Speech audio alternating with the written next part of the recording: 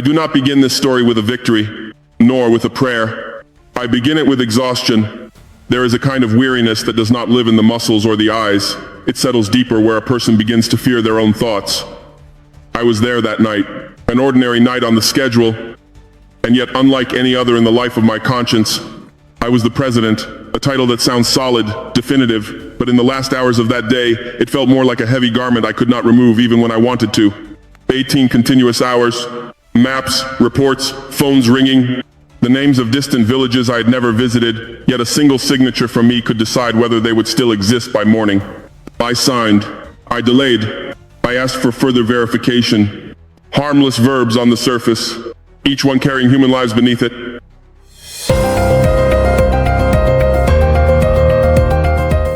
I'm a practicing Muslim.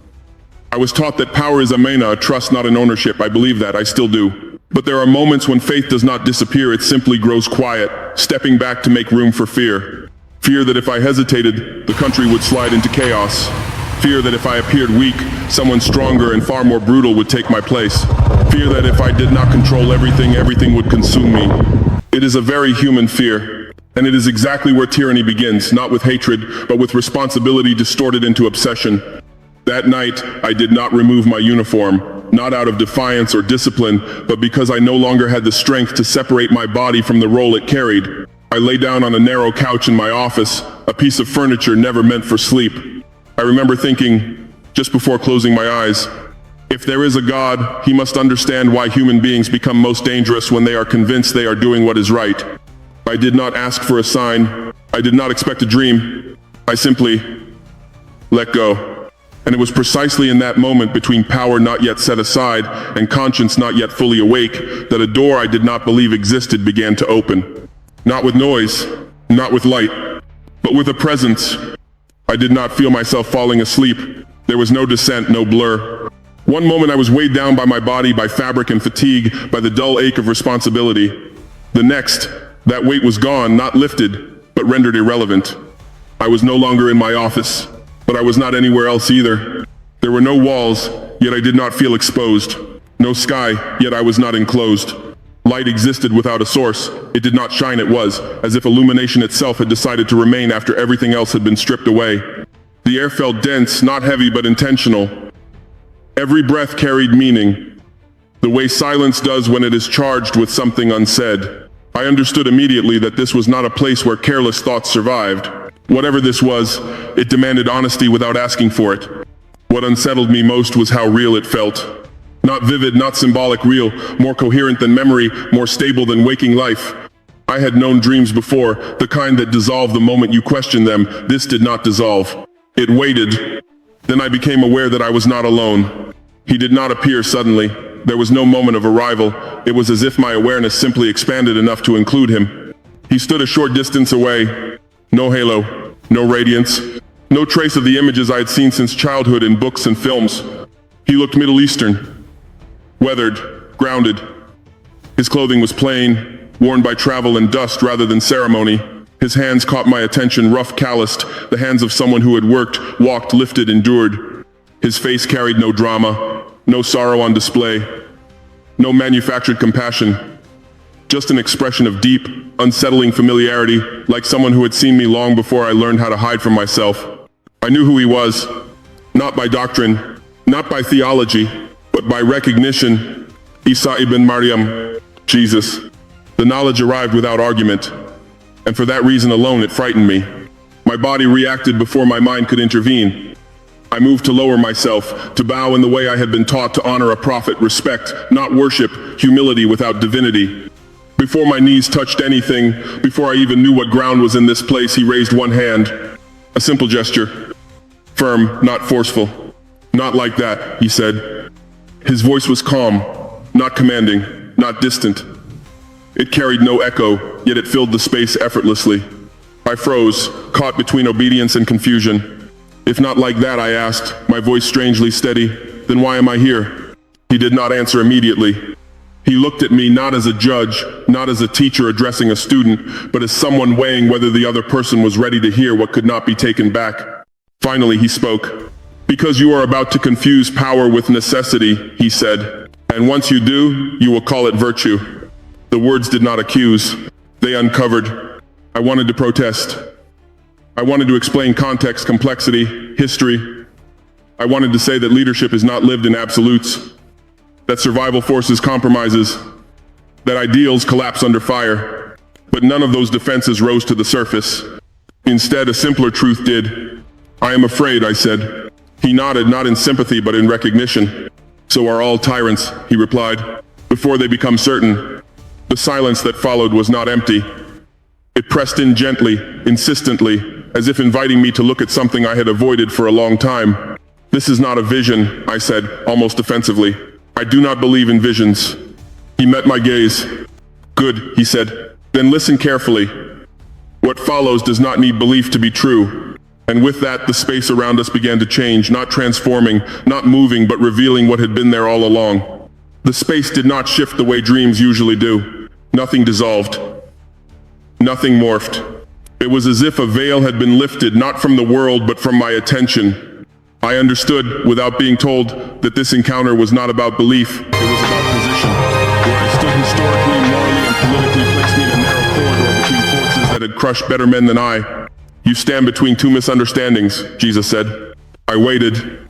Those who claim my name, he continued, often worship me while ignoring what I asked of them. And those who respect me, he added, his eyes still on mine, keep me safely distant, admired, but unheard. I felt no accusation in his words, only clarity.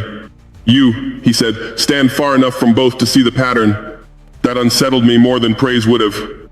I had always believed distance was a weakness in politics. Here, it was being named as responsibility. I am not a Christian, I said carefully. I do not accept incarnation. I do not pray to you. I know, he replied. There was no disappointment in his voice, no correction. I did not come to be prayed to, he said. I came because you are about to decide whether human lives are an obstacle or a trust. The words struck with unexpected weight. I thought of the documents on my desk, the numbers, the projections, casualty estimates framed as acceptable losses. I had read them with a steady hand. I had told myself that this was what leadership required. You believe, he continued, that your choices are forced upon you by circumstance. They are, I said. History is not gentle. No, he replied, but neither is it innocent. He stepped closer, not invading my space, but narrowing the distance just enough that I could not retreat into abstraction. You will soon be offered paths that sound responsible, he said. They will be praised as realistic, necessary, mature. I felt a tightening in my chest. And you will be told, he added, that only you can walk them. That was when I understood the danger. Not the danger of violence, but the danger of irreplaceability. Do you know, he asked, what separates a leader from a tyrant? I shook my head. A tyrant believes that without him everything collapses, he said. A leader knows that if he betrays justice, nothing is worth preserving. The space around us grew heavy, not oppressive, but grave. You are not being tested because you are righteous, he said. You are being tested because you are tired. I wanted to deny that. I had endured worse. I had survived war, exile, betrayal. But exhaustion has a way of stripping pride of its armor. And when leaders are tired, he said quietly, they begin to mistake shortcuts for wisdom. I felt something then, not fear, not awe, but a kind of grief. Grief for the man I had been before. Power taught me how to speak without revealing anything. You will be shown, he said, not what you wish to see, but what will happen if you choose comfort over conscience. I did not ask how. I did not ask when. Some questions already contained their own answers. The space darkened not into night, but into focus. And I saw my city, not as it was, but as it would become 6 months from now, if I chose what everyone told me was reasonable. I did not see the future arrive. It was already there. The city was recognizable before it was horrifying. That was the most disturbing part. The streets were the same ones I knew. The buildings still stood. The markets had not vanished. Nothing apocalyptic announced itself. What had been was not destroyed. It was hollow. Smoke drifted through the sections where children once played. Not thick enough to blind, just enough to dull the light. The sound that filled the air was not explosions, but something worse. Confusion without direction. People were running, but not towards safety. They were running because standing still had become unbearable. This is 6 months, Jesus said beside me. Not after a war, not after a catastrophe. After a series of decisions you will call preventive. I saw my soldiers posted at corners, tense and young. Their fingers rested too easily on triggers. They were not monsters, they were afraid. And then I saw myself, not elevated, not triumphant. I was seated at a desk that looked exactly like the one I already had. The same papers, the same folders, only now there was no hesitation. I signed without reading, not because I was cruel, but because I was empty. The man I saw did not shout, he did not rage, he did not revel in control. He spoke softly, efficiently. He had learned how to reduce suffering into columns and margins. You are looking for the moment evil enters, Jesus said. It does not arrive as a moment. I watched as orders moved outward from that desk, clean, typed, justified. Arrests framed as temporary security measures. Media closures labeled stability protocols. Entire neighborhoods designated as risk zones. Each decision had a footnote. Each footnote had a reason. Each reason sounded responsible. And this, Jesus continued, is how men stop feeling the weight of what they do. I felt something tightening in my chest. I never wanted this, I said. No one ever does, he replied. He turned toward me fully now. Tyranny does not begin with hatred, he said. It begins when a man convinces himself that he is different. Different from those before him. Different from other leaders. Different from the rules he enforces. You will tell yourself, he went on, I will go only this far. I will stop when things stabilize. I will give the power back when the danger passes. I recognized every sentence. They were already forming in me. You will believe, he said, that your intentions protect you. The scene shifted not dramatically but decisively. I saw the people again, not as crowds, but as individuals. A journalist sitting in a cell, replaying the last article she had written, wondering which sentence had crossed the line. A father explaining to his son why he could no longer attend school. A young officer waking at night, unsure when following orders had begun to feel like betrayal. You will still call yourself a servant of the people, Jesus said, and you will mean it. That was the most unbearable truth of all. I turned away. This future is not inevitable, I said. You would not show it to me if it were. He did not answer immediately. Then he said, it is inevitable only if you choose what feels necessary over what is right. The city began to fade, not collapsing, not burning, just receding like something being taken off a table. What creates a tyrant, he said as the image thinned, is not cruelty, but permission. Permission granted in small moments, in private rooms, in exhausted minds. And once that permission is given, he added, it never asks to be renewed. The space returned to its earlier stillness. Jesus looked at me not with urgency, not with pity. You still have time, he said, but not clarity. I swallowed. What happens next? I asked. He did not answer the question I had asked. Instead, he said, you will be tempted 3 times, and each time the argument will sound reasonable. The silence that followed was deliberate. Then he added, almost gently, and each time you will be told that the country cannot afford your hesitation. That was when I understood.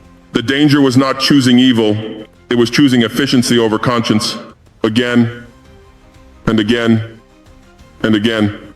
And the first temptation was already waiting. Jesus did not dramatize what came next. There was no thunder, no warning tone. Only a simple statement delivered as one might describe the weather. You will be tempted 3 times, and none of the temptations will look immoral. The space around us tightened, not threatening, but focused. As if the world itself were leaning closer, insisting that I pay attention. The scene formed quietly. I was back in a familiar room, steel chairs, maps on the wall, the smell of stale coffee and urgency. My generals stood before me, not defiant, not conspiratorial. These were men who had buried friends, men who carried the memory of ambushes in their posture. Mr. President, one of them said, we are running out of time. The proposal was precise. Limited, temporary, detain a small number of journalists, silence a handful of opposition figures, monitor communities at risk. Just until things stabilize. They did not speak of repression, they spoke of prevention. I felt the argument settle into me easily, too easily. If we act now, another officer added, we save lives later. I believed him. That was the danger. Jesus stood beside me, unseen by them. Notice, he said quietly, how fear dresses itself as responsibility. I turned toward him. What would you have me do? I asked. He did not answer directly. Justice, he said, is not fragile, but trust is. I looked back at the table, at the faces waiting for my approval. I understood the cost of refusal. Disorder, criticism, possibly bloodshed.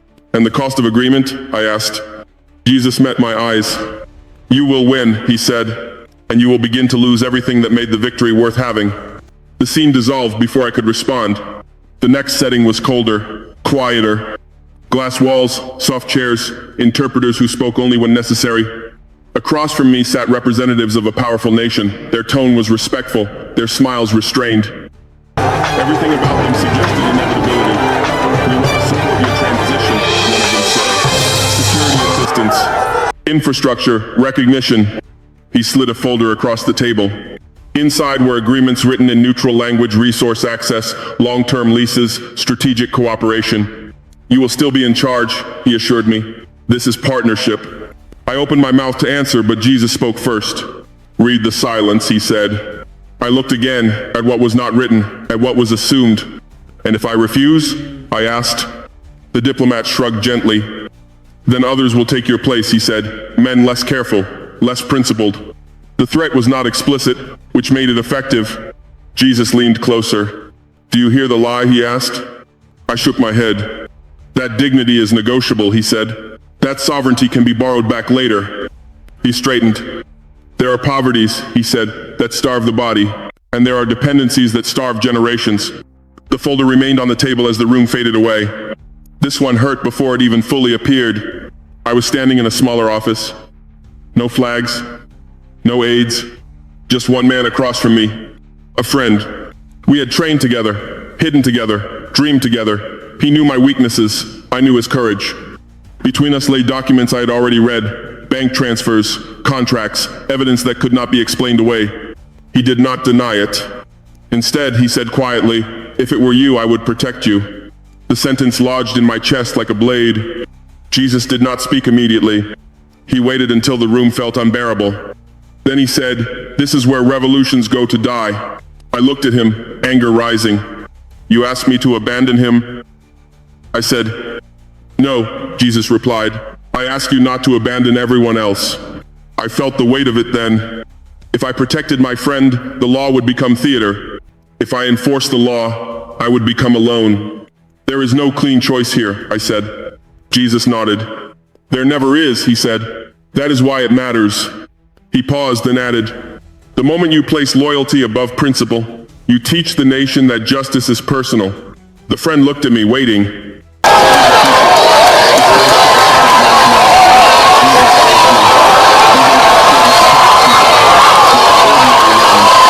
I felt a chill.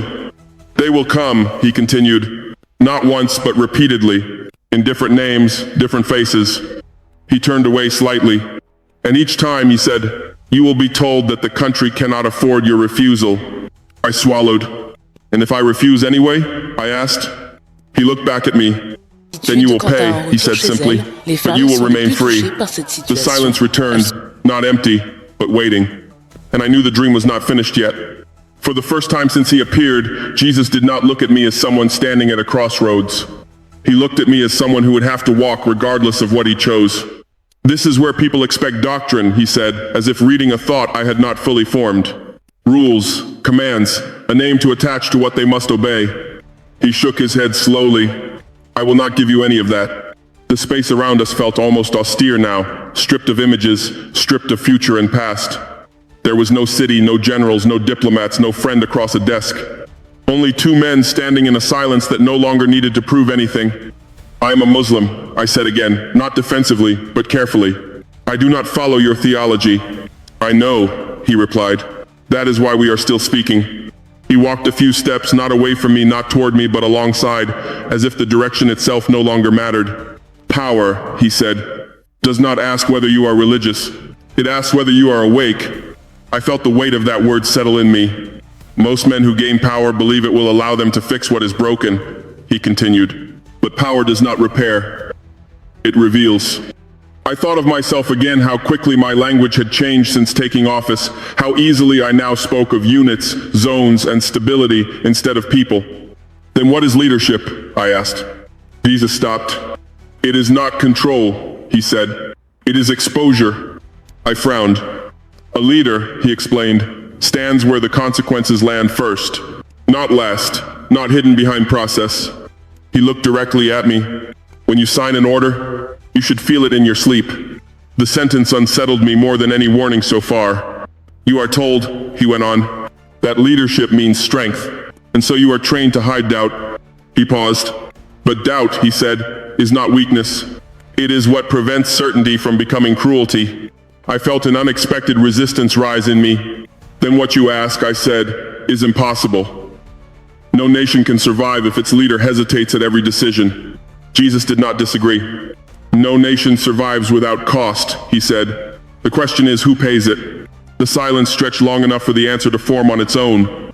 Power always demands payment, he continued. If the leader refuses to pay, the weakest will. That truth landed with quiet finality. I remembered every argument I had heard in my life about sacrifice for the greater good, how often that sacrifice was borne by people whose names never appeared in reports. You speak of service, I said, but service without victory is failure. Jesus met my eyes. Victory, he said, is a word used by those who do not stay long enough to live with the aftermath. He turned slightly, and for a moment, I saw something in him that was not sorrow, not anger, but recognition. Violence, he said, creates the future it claims to prevent, and power when it is worshipped always demands blood. I felt compelled to ask the question I had avoided since the beginning. What if I do everything you say, I asked, and the country still falls apart? He did not answer immediately.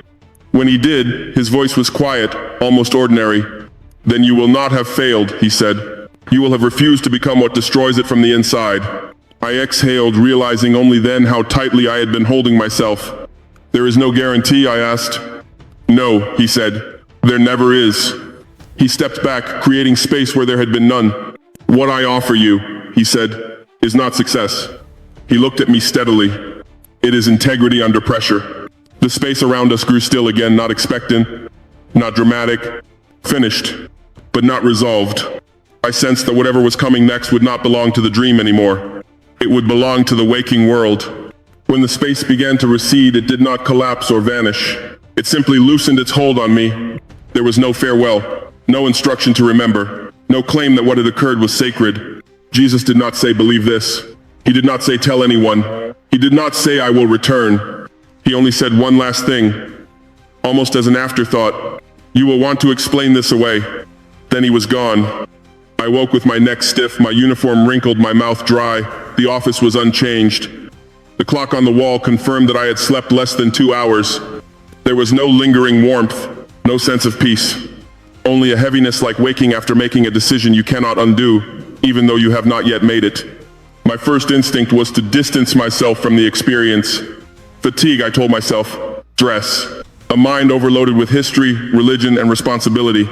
I am not naive. I have lived long enough in politics to distrust certainty, especially certainty that flatters one's moral self-image. I knew how easily men confuse psychological relief with divine approval.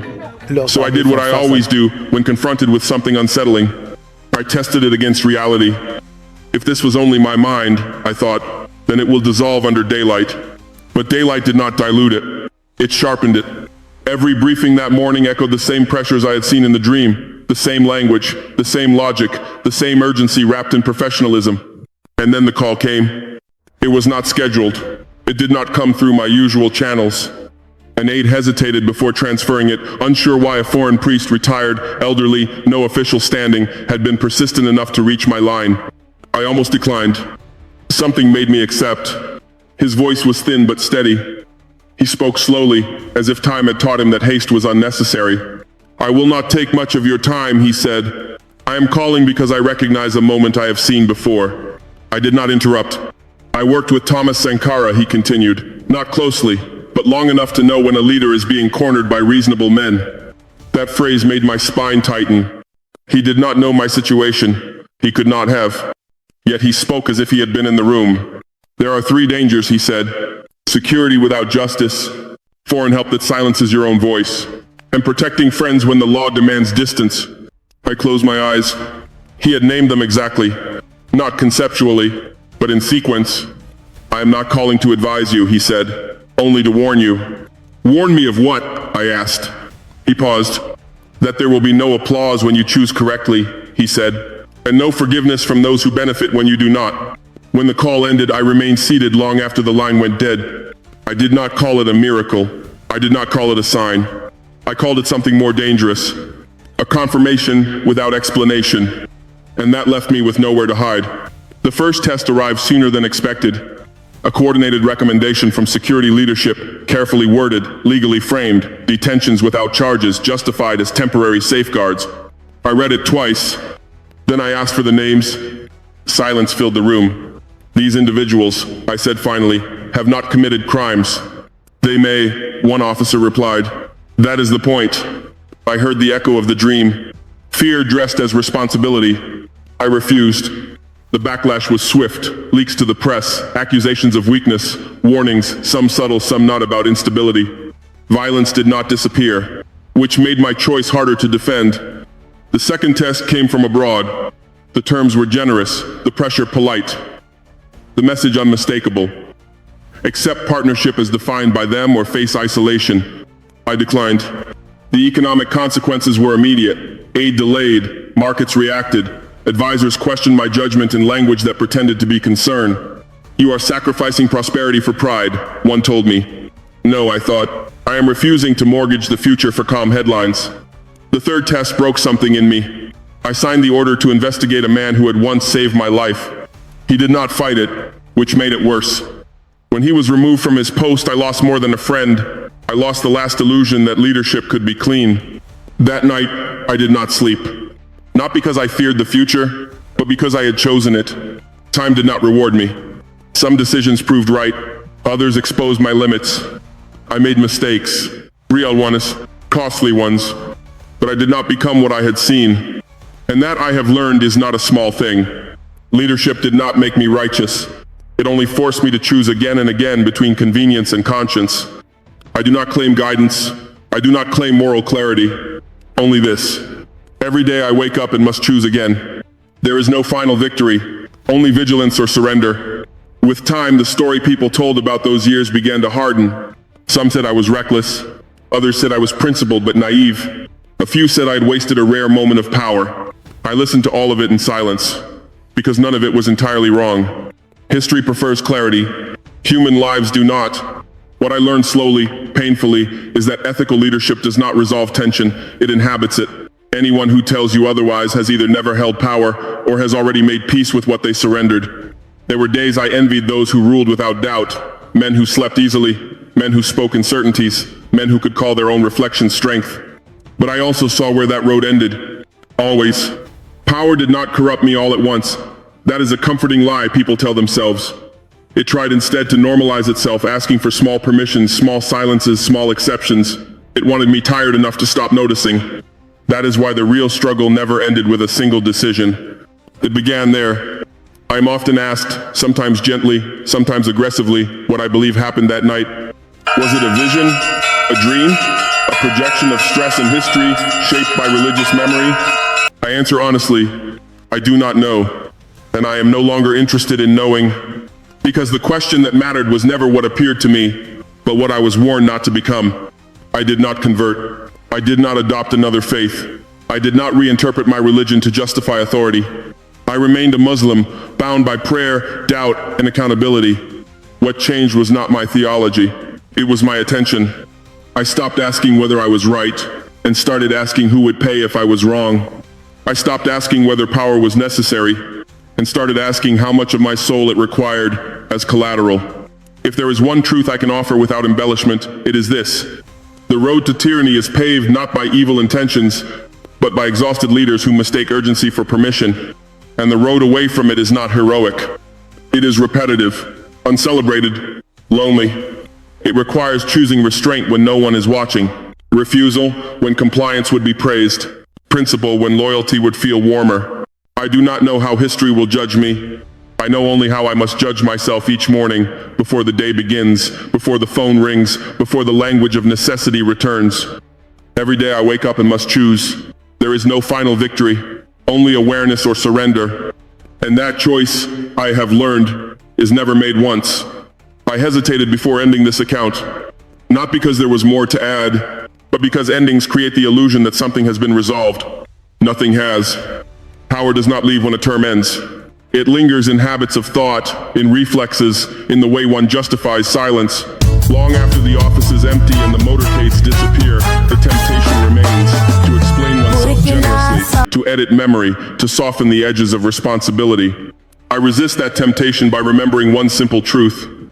What saved me once will not save me forever. There is no vision that substitutes for vigilance. No warning that excuses tomorrow's compromise. No encounter divine, psychological, or historical that absolves a person from choosing again. I have learned to distrust moments of moral certainty. They are usually the prelude to carelessness. Instead, I attend to smaller things now. The language I use when no one is listening, the reasons I give myself before I give them to others, the ease or discomfort with which I sleep after a decision. These are not grand measures, but tyranny does not begin grandly. Neither does resistance. If there is any quiet guidance left to me, it is not a voice. It is a question that returns each morning unchanged. Who will pay for this choice if I am wrong? Some days, I answer well. Some days, I do not. That is the truth I leave here unfinished, imperfect, and deliberately open. Because each day I wake up and must choose. There is no final victory, only awareness or surrender. There is a moment after speaking that matters more than what was said. It is the moment when no explanation follows, when no lesson is underlined, when the reader is not guided toward agreement or disagreement, only left with weight. If you have reached this point and feel unsettled, that is intentional. If you feel no certainty about who was right, that is honest. If you feel the temptation to judge the narrator too weak, too proud, too cautious, that means the text has done its work. Because this was never meant to persuade, only to expose a pattern. Power does not announce itself as corruption. Tyranny does not arrive with horns. And conscience rarely speaks loudly. It whispers when we are tired. It hesitates when fear feels reasonable. It asks questions that do not help us win, but help us remain human. There is nothing more to add without betraying that truth. So the story ends here, not because it is finished, but because continuing would pretend that it is. And that would be the first small lie.